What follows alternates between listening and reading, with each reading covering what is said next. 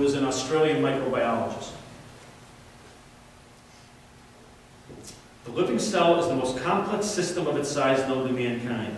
Its host of specialized molecules execute a dance of exquisite fidelity, orchestrated with breathtaking precision. How can mindless molecules, capable of only pushing and pulling their immediate neighbors, cooperate to form something as ingenious as a living organism? Scientists have fabricated invisible cogwheels, motors the size of a pinhead, and electrical switches as tiny as individual molecules. The burgeoning field of nanotechnology, building structures and devices measured on a scale of billions of a meter, promises to revolutionize our lives. But we should not lose sight of the fact that nature got there first. The world is already full of nanomachines. They are called living cells.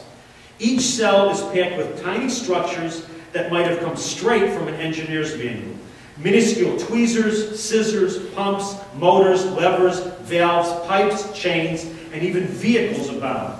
Although the tiniest living things known to science, bacterial cells, are incredibly small. Each is a veritable micro-miniaturized factory containing thousands of elegantly designed pieces of intricate molecular machinery made up altogether of 100,000 million atoms, far more complicated than any machine built by man and without parallel in the non-living world. Listen carefully. This is maybe the most fantastic thing of all. However, it would be a factory which would have one capacity not equaled in any of our own advanced machines, for it would be capable of replicating its entire structure within a matter of hours. Let me explain to you what that means. It means we have machines that make replications. What are they called? Xerox machine. You go in, you get a piece of, you get your bank statement, you put it on the Xerox machine, and now I have 2 copies of my bank statement, and now I have 2 copies showing me how much money I don't have.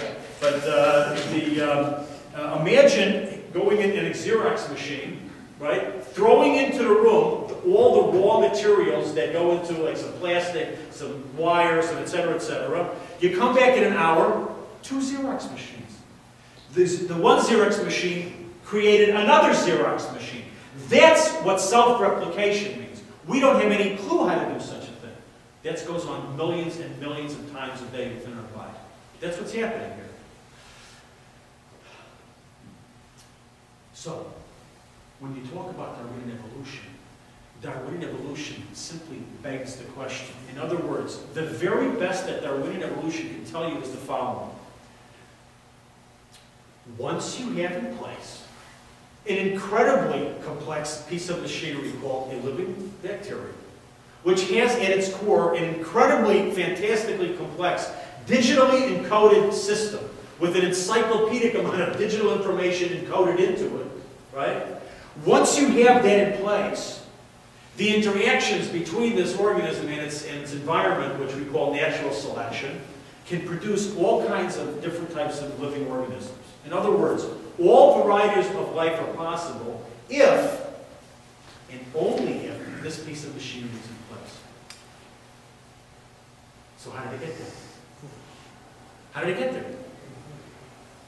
Now, if you, so that nobody here should think that only, let's say I'm a rabbi, somebody who has religious inclinations has noticed this very, very big question, I'm going to read to you from an article written by Professor Thomas Nagel. Professor Nagel is a professor of law and philosophy at New York University. He is an atheist. He happens to be one of the more open-minded atheists. He wrote an article, he wrote a review of Richard Dawkins' book, The God Delusion. This is what he writes. He says like this: the entire apparatus of evolutionary explanation therefore depends on the prior existence of genetic material with these remarkable properties. We are therefore faced with a problem. We have explained the complexity of organic life in terms of something that is itself just as functionally complex as what we originally set out to explain. So the problem is just pushed back a step. How did such a thing come into existence? As it turns out, Darwinian evolution is not, as the skeptic would have us believe, a testimony to what can emerge from an undirected process. Darwinian evolution is not responsible for the complexity of life. Listen very, very carefully. Darwinian evolution is in a process which is a result of the staggering complexity of life. Darwinian evolution, assuming that it's true, all it is a testimony to is the incredible potential and the incredible capabilities that are contained in the genetic material of the first living organism. So, the question remains, how did it get there? And it's interesting that a man like Richard Dawkins, and again I keep referring to him because he is the leader of this whole new what's called militant atheism movement. He writes in his book, The God Delusion, he says like this: Darwinian evolution proceeds merrily once life has originated. But how does life get started? He asked the question too, right?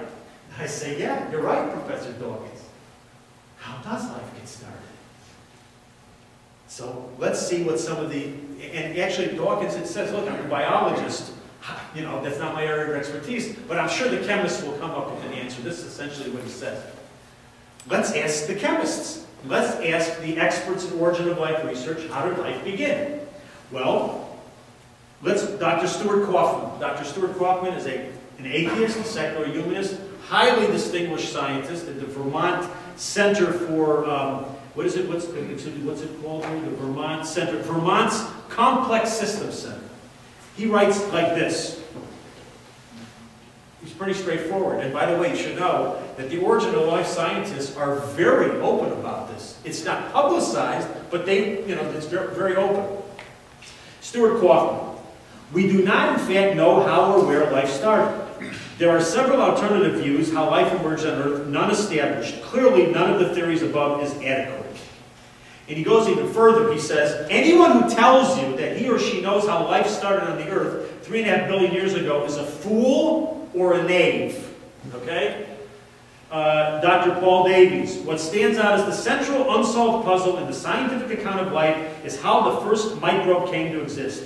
How did something so immensely complicated, so finessed, so exquisitely clever come into being all on its own? The problem of how and where life began is one of the great outstanding mysteries of science.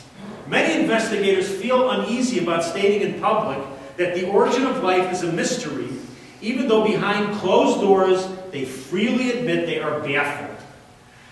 Here's Dr. George Whitesides, who has the highest Hirsch index rating of any living chemist. The Hirsch index is a rating of how many articles and how many times he's quoted and how many other people refer to him. He had one of the leading chemists in the world today. He's at Harvard University.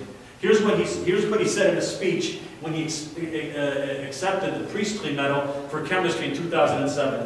It's like the highest level of highest award you can get in science below a Nobel Prize. The Priestley Medal. He wrote like this. He said about the origin of life. He says, "How? I have no idea. On the basis of all chemistry I know, it seems astonishingly improbable." And the truth is, this is, in the book, I have 7 pages of quotes from the leading scientists in the world. They all say the same thing. And I'm just going to give you one more.